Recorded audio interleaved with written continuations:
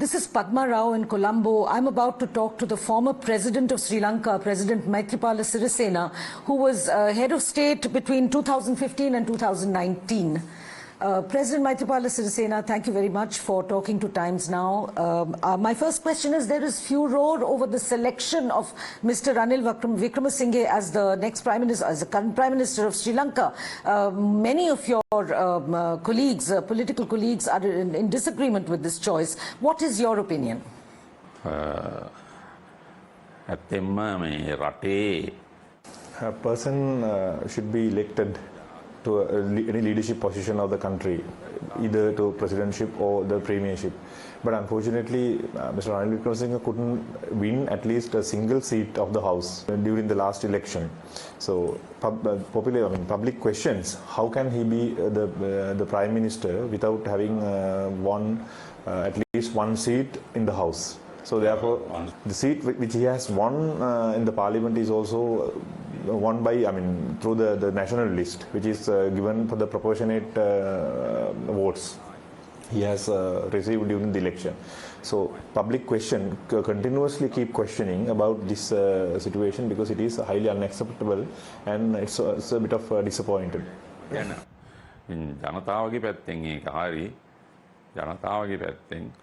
Sir, but in 2018, you did something similar during your tenure as president. You sacked Mr. Ranil Wickremesinghe as Prime Minister and you brought in Mr. Mahinda Rajapaksa in his place. So, can you comment on that, please? Actually, there was a huge, great mismatch between myself and Mr. Ranil Wickremesinghe during that tenure. From 2015 to 2019, during that period, he's a liberal thinker, and from that point of view, because I could not cope up with him for many reasons. For example, I take this trade agreement signed between Singapore and Sri Lanka, which made a lot of risks for our country. So I decided, for example, another example, he appointed Economic Advisory Council, which is not acceptable for me, and on the other hand, he did not inform that to the cabinet as well. So he took a lot of stubborn decisions of his own without informing me and the other responsible parties. So therefore, I had to sack him. And I invited one of the senior leaders of the opposition, of the UNP, United National Party, Mr. Karu Jayasuriya, to take up the position, but he refused. Then I invited Mr. Sajith Premadasa, another senior leader of the party. He too refused to take it up. Then later on, I had to, with the consensus of many people of the House, I had to invite Mr. Mahinda Rajapaksa to take up the position. He took up, but UNP filed a case against this decision, and finally the Supreme Court verdict was against it, and I had to cope up with the verdict. So then back in early 2019, I had to accept another cabinet, quite a small cabinet, and move ahead. Yes, sir. As you rightfully pointed out, you mentioned the central bank scam, and you also mentioned the fact that, the Singapore dealings which Mr. Wickremesinghe initiated were not successful. Now, those were both economic, issues. But this is, again, a big economic crisis. This is the biggest economic crisis of Sri Lanka since the 1950s. And yet it's the same Mr. Wickremesinghe who has been brought back as Prime Minister. Is he going to be able to tackle this crisis, a crisis of this size and magnitude? We do not agree with the President's decision to reappoint Mr. Ranil Wickremesinghe as the Prime Minister, because, as you rightly said, he is responsible. The two examples I gave regarding the economy, he is part of this economic crisis, and I cannot understand why he was appointed again.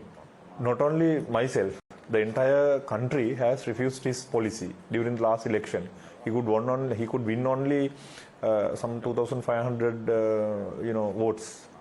So such a person, it is highly ironic from one point of view, and on the other hand, I cannot understand why he is back in the seat, in the position. So then why is he back in this position?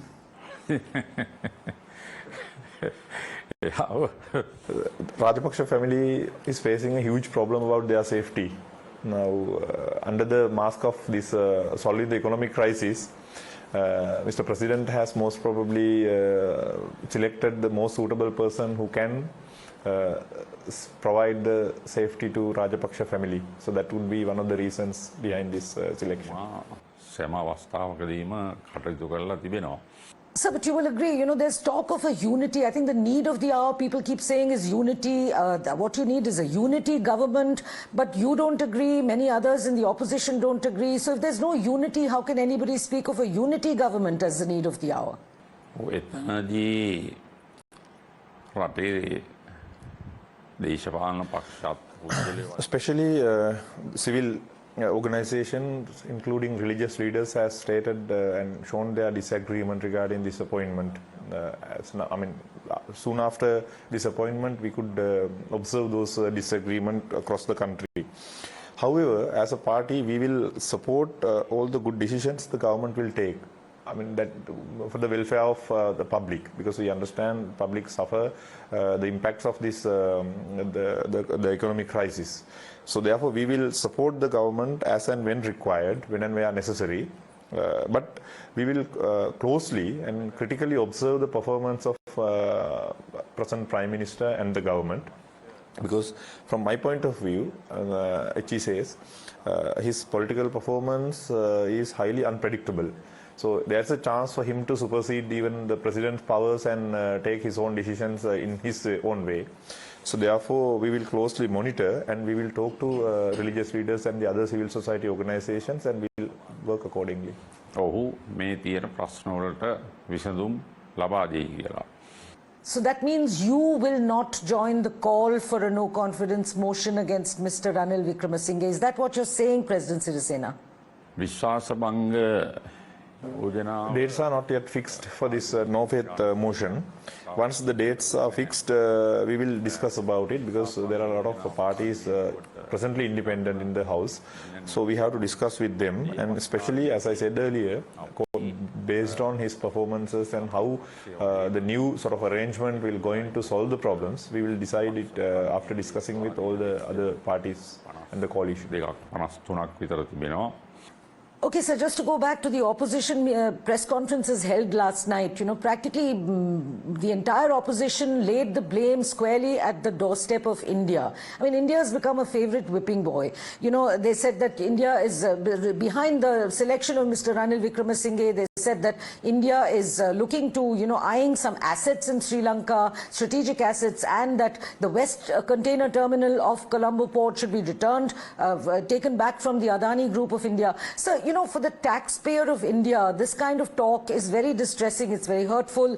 India has spent $3.5 billion in aid this year alone to come to the rescue of Sri Lanka. So what do you have to say, about such comments being made by the leading politicians of Sri Lanka, sir? And the second part of this question is, what do you yourself expect India to do to help Sri Lanka further?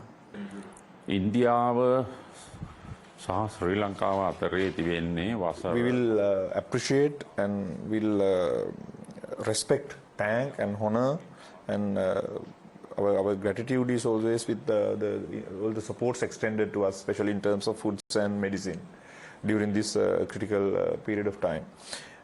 And we are not aware whether there are agreements, any kind of hidden agreements between these supports and different kind of helps extended during this period. There should not be any kind of agreement that affect the sovereignty and the independence of our country with these kind of assistance. That is the first statement and first part of the statement. Second part, the history and the sort of relationship, cultural and anthropological relationship between India and Sri Lanka dates back to centuries, and so it's a long-term sort of relationship.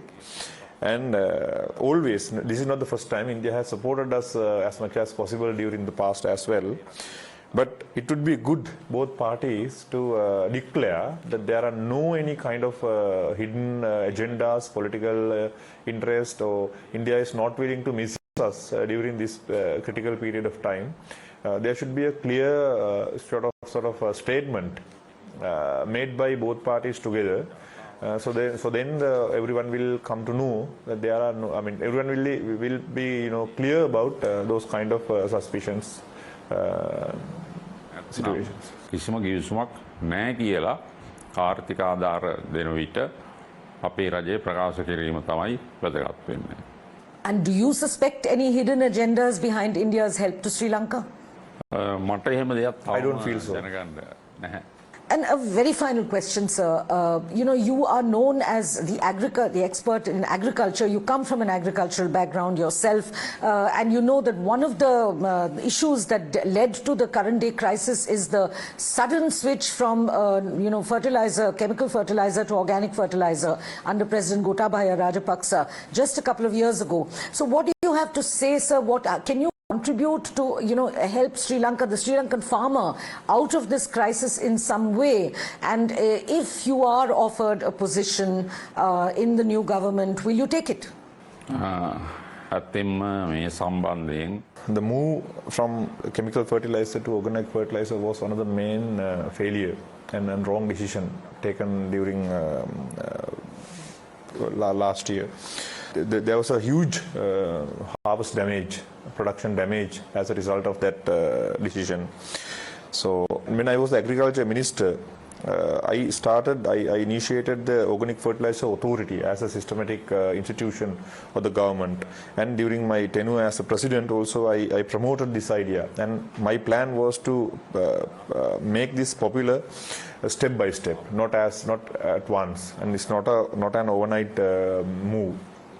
So this decision shouldn't have been taken in that way. It has to be done in a very systematic way. If so, that the concept was very good, but the implementation had a lot of issues and practical problems. That's why the crop losses and the other kind of problems escalated. And finally, once Mr. President announced, Gotabaya Rajapaksa announced this his plan to move to take the entire country to this organic fertilizer consumption pattern, I spoke to him because I knew that there was a huge problem across the country. I mean, the response would not be favorable.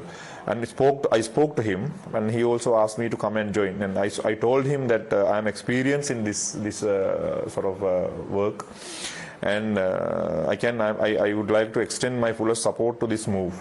He said, yes, I'll invite you for discussions and kind of meetings and forums that are supposed to be happening in the future, but no one invited me for any of those meetings and those things. So that's what actually happened. I wanted to contribute to that idea, but they did not pave path for me to come and join this move. I'm ready to extend my technical support for the betterment of the people. I understand a lot of people are starving and there's a huge lack of food production. So therefore, I'm ready to extend my technical cooperation at any time, even in person, and I personally would like to support that. I don't have any reservation about it. ආහාර නිෂ්පාදනය අඩු වුණා.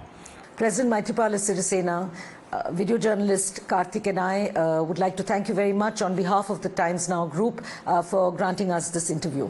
Thank you very much.